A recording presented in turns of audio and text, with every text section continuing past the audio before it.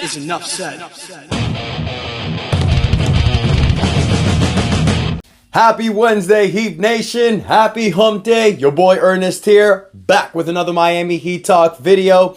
Please, guys, like the video. Don't forget to subscribe to the channel. We're on the way to 4,000 subscribers. Thank you all for your continued support. Now, let's rock and roll on another Miami Heat Talk adventure, shall we? Let's go, guys. So today, got a few topics that I want to talk to you guys about. First and foremost, I want to thank everyone for their continued support over the last two videos. I know topics are getting a little dwindled now, but I'm going to keep you guys updated every way I can. Now, the last two videos, we talked about the NBA draft, potential people to pick up with Zach Edey, Kyle Filipowski, Kel'el Ware. We also did a Miami Heat roundtable with Alex Toledo, who gave his opinions on that as well. Thank you so much, Alex, for joining on. 5 Reasons Sports are really helping us out, put our channel forward. So I really appreciate you guys. If you didn't see it, take a moment, you guys, watch the podcast. It was awesome. All right, now this video, you guys, I want to talk about something a little bit different because, you know, we're talking a lot about the draft, new players coming in. We're talking about free agency. We're talking about trades. We're talking about who can help this roster next season. But this specific video, I want to talk about current players that are on the Miami Heat roster. Current players that are looking at options to possibly leave the team. Would we like to see these players back? Now, I've mentioned this before, you guys, and I'll say it again. 2 players I would love back on this Miami Heat roster, especially at an affordable price, is DeLon Wright, who showed that he embodies Miami Heat culture. If we can pick up DeLon Wright at the veteran minimum, I'll be happy. And then Kevin Love. Kevin Love is a guy who I feel that the first half of the regular season was showing great strides, but because of his age and because of the injuries, it hampered him towards the second half of the season. I would love to bring back Kevin Love on a part-time basis as a guy like Udonis Haslem, a leader on the floor, a guy that can motivate the other guys. However, unlike Haslem, Kevin Love still has something to offer. He can still play. Haslem could as well, but Kevin Love could be more of a part of the active roster, especially when guys go down in injury. We see Nikola Jovic stepping up. You have a potential draft that's coming in. You have Bam Adebayo. Maybe you get another big guy in the offseason. So Kevin Love can be a guy that you have as a guy that can fill in, but he can fill in amazingly.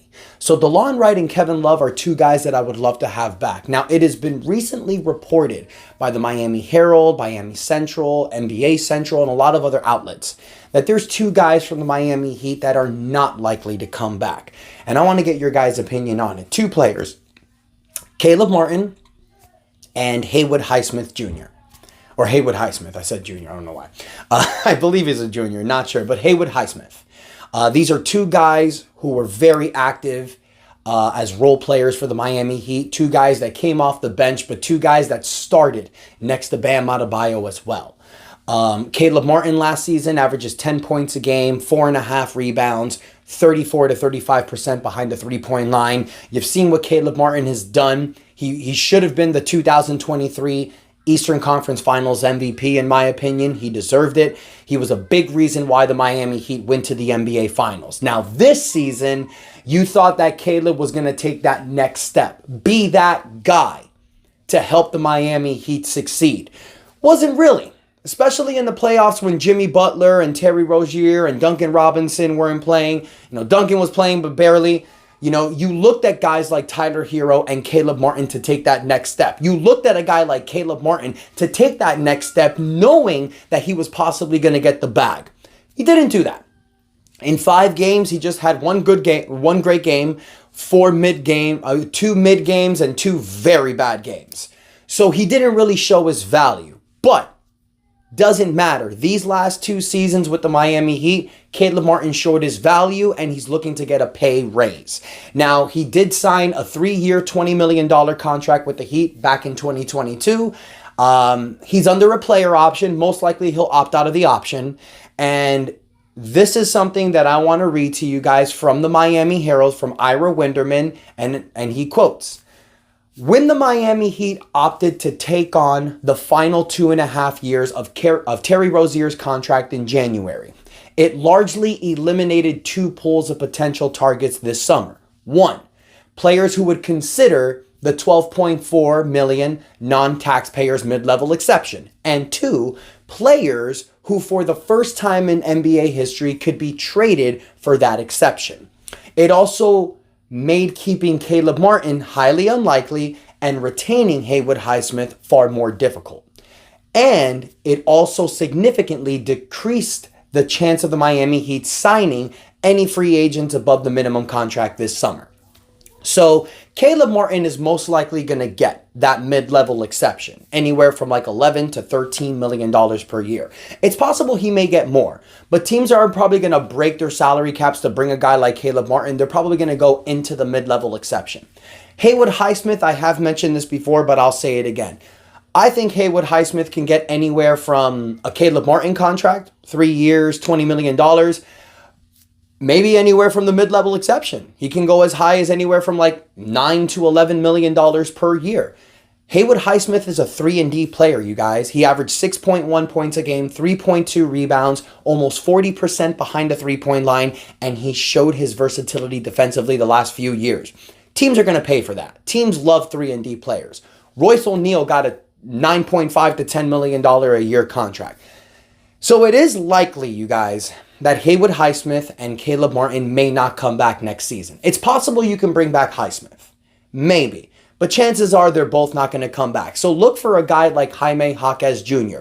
to take on a bigger role next season. And then there's also a possibility, you guys, that because Martin and Highsmith are destined to leave, Jamal Cain might get a bump next season, or look for the Miami Heat to possibly draft another wing player in the draft. You know, we're all expecting a center or a point guard, but the Heat can just shock us again. They can probably take the best player available, maybe a Jacoby Walker, you know, a wing that can really help you, an Isaiah Collier. So this draft is going to be very interesting for the Miami Heat, because when we see who they draft, you're going to see what the idea is. So that's going to be something that's very interesting. Now, why did I read this article about the Miami Herald? This is a big thing that's going on this offseason, you guys, and I really want to educate people on this episode. A lot of people are talking about these fantasies this offseason. Trading for Kevin Durant, picking up Jonas Valanciunas, trading for Brandon Ingram. We need to remember something, you guys, and I'm noticing that a lot of people are starting to realize this. The NBA has a brand new CBA deal that really kicks in effect this offseason. That's why I kept saying that last offseason was the time for the Miami Heat to make a big trade, a splash like a Damian Lillard trade. Because last year, you were still able to aggregate teams with contracts. You were still able to take on a lot more money than you took away. Now with the new NBA CBA rule, now that the Miami Heat are a first apron team, they're not a second apron. They're $9 million under the second apron line, but they're still a first apron team. So making trades becomes very difficult. So you can't trade with a team like Phoenix. I've mentioned this before and I'll say it again. And thank God people are finally starting to realize the truth. To make a trade for Kevin Durant, Phoenix is a second apron team. They can't take on aggregation trades. It has to be a straight up deal. So you got to trade Jimmy Butler for Kevin Durant. Miami's not going to do that. You cannot take Tyler Hero, Duncan Robinson, Jaime Jaquez Jr., send them to Phoenix for Kevin Durant. You cannot do that because Phoenix is a second apron team. They are currently a second apron team. If there's a way for them to get under the books from the second apron line, then yes, they can make the trade. But the chances of that are very unlikely because they have Durant, Beal, Booker, and Yusef under guaranteed contracts, which is basically hitting them over the second apron line with other players that they have. So it's going to be very difficult because they're already under the second apron line. Now, Cleveland and Miami, they're not second apron teams. So they can aggregate trades, aggregate contracts, and make these type of deals. So it's got to be the team that you're trading with. So another reason why I'm mentioning this, you guys, is because since the Miami Heat is a first apron team, there's also things that are hampering them free agency-wise. First and foremost, because you traded for Terry Rozier, like I read earlier, the Miami Heat lost their full mid-level exception. So all they have right now from the mid-level exception is $5.1 million. Now, in the state of Florida, there's no state income taxes. So players are going to get a lot of more of that money back if they play here in Florida. So that is something that you can entice certain players. Hey, come here, sign for $5 million. Give us an opportunity to win a championship with yourself, and then we can restructure your contract next season and see where it goes. But it's going to be very difficult to do that. So to sign a guy like Jonas Valanciunas at the mid-level 5.1 exception line, it's going to be a very big hit for him financially to come to Miami. Now, will he do it? I don't think so, but you never know. Josh Richardson took a minimum scale contract last year to come with the Miami Heat. Josh Richardson could have gotten anywhere from $5 to $10 million in the open market, but he decided to come to the Heat for the minimal contract to try to win a championship because of the 2023 run. Now, the chances of getting a guy to take way less money to come to Miami after the season we just had, it's going to be very shaky. So I don't think Jonas Valanciunas would come to Miami for the mid-level, for the $5.1 million mid-level exception. I'm sure he can get a lot more in the open market, but you never know. But guys, that's really all that we have. The Heat have a $5.1 million mid-level exception, and then they also have minimum scale contracts to give out. That's why it's important for bringing guys back like Kevin Love, Josh Richardson, and DeLon Wright. These are three guys that you can bring back on minimum contracts. They get a little bit of a pay raise because of the added year that they're with Miami. So they get a little bit of a bump in raise. It's not a huge bump, but they're three guys that you can bring back on minimal contracts and that can help you moving forward. So it sucks that we may not be able to bring back Caleb Martin and Haywood Highsmith. We all knew that Caleb Martin wasn't coming back. We knew that Caleb was going after that bag.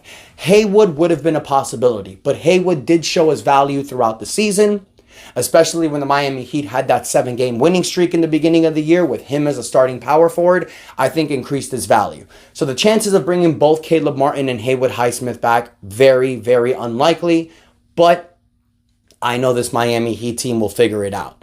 You got minimum contracts, you got the draft, you got your $5.1 million mid-level exception. I know the Miami Heat can make chicken shit into chicken salad. If there's any team that can do it, it's the Miami Heat team. So Heat fans, I want to hear from you guys. Now that you're a little bit more educated, even more on the new CBA, now that we know what's going on with Caleb Martin and Haywood Highsmith, do you think that this is going to hamper the Miami Heat's value going into next season? Or do you feel like me? You know what this Miami Heat team has done with undrafted players. The fact that we have 2 of our draft picks in the coming draft, the fact that we're going to have a little bit of money to play with the mid-level exception, and the fact that you know that we may get some minimum contract players, I know we'll be able to better this team. So let me know in the comments what you think, you guys. Don't forget to like the video. Don't forget to subscribe to the channel. Really appreciate your guys' support. I am so happy that people are finally understanding that this new CBA is going to take an effect and is going to restrict us with certain deals. So I'm really happy that people are finally realizing that, because last week when I mentioned that, people were like, no, Ernest, not true. It's the way it is, you guys. It's the new CBA. We got to get used to it. The NBA did this, so super teams can be no longer. So let me know what you guys think. Thank you so much for your continued support, you guys. I love y'all. Enjoy your Wednesday. And that is enough said. Stay positive, Heat fans.